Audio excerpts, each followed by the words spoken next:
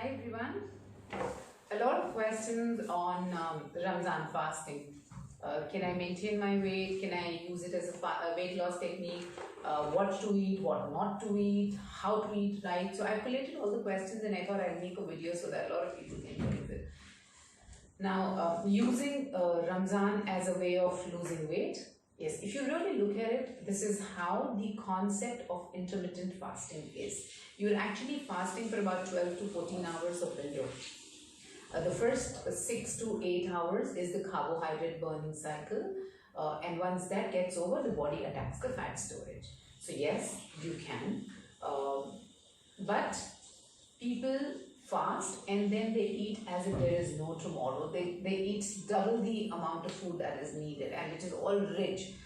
So we need to know that we need to eat right, we need to eat in moderation, we need to eat balanced diet so that all the food groups are covered.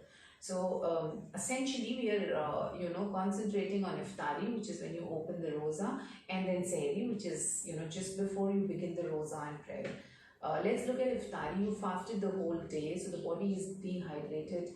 You need hydration and you need a quick energy boost in the body. So the best thing for you is have a glass of water with some sabza seeds in it, and few dates. Why dates? Because it's a rich source of glucose and fructose together along with potassium. Potassium hydrates you, and the glucose and fructose gives you an energy boost. You could have probably a cup of chana chaat or a dahi bhalla or a small glass of shake or a small sandwich.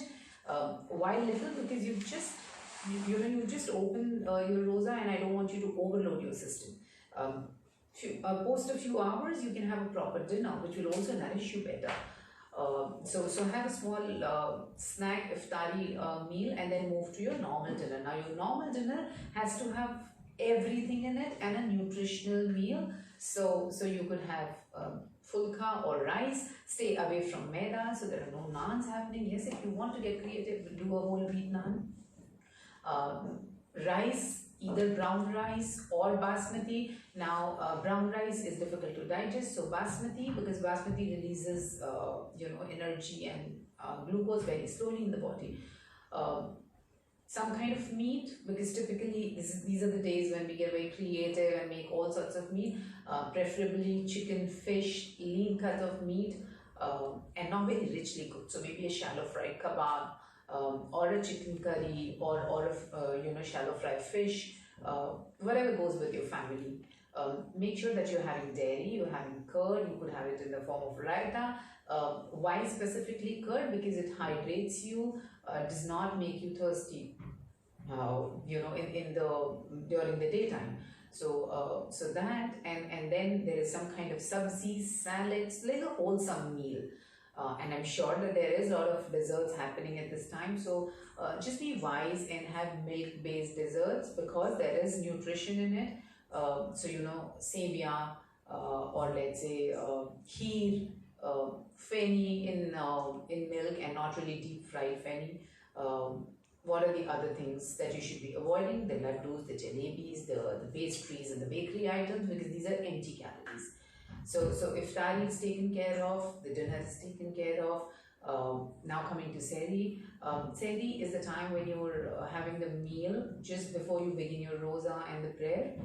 Now, also you're fueling your body for the fasting window. Now, very, very important meals. You need to make sure that you're having, again, a wholesome meal. A fruit is a mandatory thing.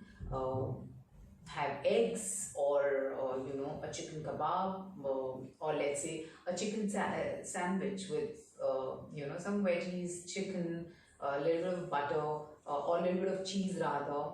Have a chicken sandwich with milk, or have a keema paratha with curd, have a paneer paratha with curd, have a bowl of oats with boiled eggs, or have just simple toast and eggs, depending on the time and the kind of preparation that happens in your house. Make sure there is fruit, make sure there's water. Try and have some raisins, just before you begin the fast. Now these are the meals.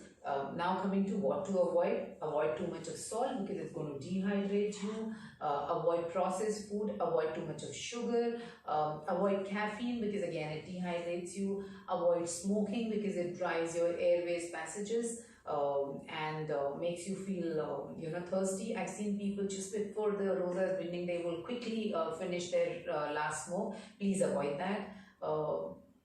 What else? For the water, because you need to be without water as well. So infuse your water.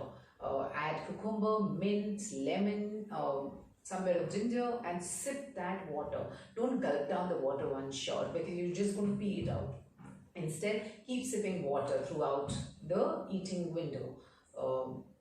What else? Exercise, very very important. Now there are people who are saying, can you exercise? Of course you can exercise. So the time between iftari and your dinner, that's the time when you can work out and then have your meal. Or if you're an early riser, a good time would be before sehri. The next question, do I need to supplement? Do I need protein shake? Now, protein shake, depending on the requirement, really, if you're working out, you can go ahead and have a protein shake. Otherwise, if you're just, lazing around, if you aren't doing too much, one, because of lockdown, two, because of you fasting, you really don't need a protein shake. Multivitamin, there's nothing wrong in a multivitamin. If you want a multivitamin, go ahead and have a multivitamin. Now, there's another set of people who have conditions like diabetes, PCOS, hypothyroidism. Now, they are asking if they're fit to do rosas. You need to check with your healthcare provider. You can fast, but your dosages may need to be tweaked. So speak to them if they feel that you can, and if your dosages need to be changed, get that done and go ahead and fast.